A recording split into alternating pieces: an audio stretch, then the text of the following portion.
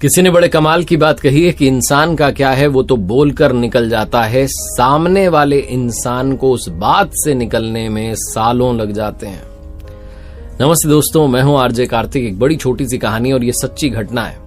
हमारे देश के मुख्य चुनाव आयुक्त रहे टी.एन. शेषन साहब अपनी आत्मकथा में लिखते हैं। उन्होंने बताया था कि एक बार हम छुट्टियां मनाने के लिए मसूरी जा रहे थे, उत्तर प्रदेश के रास्ते से जा रहे थे। परिवार मेरा साथ में था। तो पत्नी ने सड़क किनारे बाहर की तरफ देखा कि बया के घोंसले जो हैं पेड़ों पर लटक रहे हैं। तो उन्होंने इच्छा जाहिर की कि घोंसला जो है एक लेकर के चलते हैं, 2 घोंसले लेकर चलते हैं, घर में सजावट के काम आएंगे। तो हमने अपनी कार रुकवा दी, ड्राइवर से कहा कि जाओ जाकर के घोंसला उतार लाओ। ड्राइवर गए बाहर और जाकर के उन्होंने देखा कि पेड़ की ऊंचाई काफी थी, तो घोंसला उतारने में दिक्कत आ रही थी। तो सिक्योरिटी वाले जो थे साथ में, उनसे कहा कि भाई आओ आप भी एक बार। वो भी गए। दोनों ने देखा कि पेड़ पर चढ़ना होगा तो बड़ा मुश्किल काम हो जाएगा, क्या किया जाए। तो आसपास नजरें दौड़ाई तो एक लड़का उन्हें दिखाई दिया जो कि भेड़ बकरियों को चरा रहा था। उसे आवाज देकर बुलाया कि इधर आओ लड़के। लड़का आया, उसे कहा ये घोंसला उतार दो। उसने कहा साहब मैं नहीं उतारूंगा, चला गया। फिर इनको लगा कि अजीब लड़का है, घोंसला नहीं उतार रहा। फिर बुलाया इधर आओ, ये 10 रुपए लो, अब उतार दो।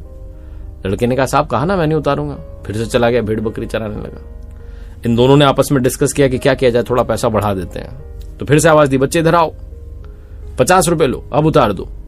उस लड़के ने कहा साहब आप समझ ही नहीं रहे हो, मैं आपसे कह रहा हूं मैं घोंसला नहीं उतार सकता, मैं उतारूंगा नहीं। बोले क्यों, तुम्हें पेड़ पर चढ़ना नहीं आता? बोले नहीं आता है, लेकिन मैं नहीं उतारूंगा, आप मुझे माफ करो। फिर चला गया। टी.एन. शेषन साहब देख रहे थे कि भाई आए क्यों नहीं लेकर के, छोटा सा तो काम है। तो खुद उतर के चले गए। पूछा क्या हुआ? बोले वो लड़का उतार नहीं रहा, हमने उसको 50 रुपए तक की बात कह दी। शेषन साहब कहते हैं एक बार और बुलाओ। बुलाया गया लड़का। टी.एन. शेषन साहब ने कहा भाई 100 रुपए रख लो, उतार दो। उसने कहा नहीं उतारूंगा, आप मुझे 1000 रुपए दोगे तब भी नहीं उतारूंगा। फिर चला गया दौड़ के। टी.एन. शेषन साहब आकर के अपनी गाड़ी में बैठ गए और शेषन साहब ने लिखा कि मुझे समझ में नहीं आ रहा क्या हो रहा था, मैं समझना चाह रहा था कि कारण क्या है, उतार क्यों नहीं रहा। तो टी.एन. शेषन साहब ने एक बार फिर से अपनी टीम से कहा जाओ एक बार उसको बुला के बस लाओ, कहना उतारना नहीं है, वो साहब कुछ बात करना चाह रहे हैं। तो गए सिक्योरिटी वाले, जाकर के उससे कहने लगे कि अरे साहब बुला रहे हैं, एक बार बात करना चाह रहे हैं। तो जब उसे लेकर के आए थे तो रास्ते में समझा रहे थे बड़े साहब हैं, सजा दे सकते हैं, पुलिस की टीम आ जाएगी, समझो तुम उतार दो ना। उस लड़के ने कहा नहीं उतारूंगा नहीं। तो आपस में डिस्कस करते उसको लेकर आ गए कार के पास। और शेषन साहब ने पूछा उससे, बेटा बस ये बता दो कि उतार क्यों नहीं रहे हो, तुम्हें 1000 रुपए तक की बात हो जा रही है, तुम ये कह दे रहे हो कि 1000 में भी नहीं उतारूंगा, ऐसा क्या है घोंसले में?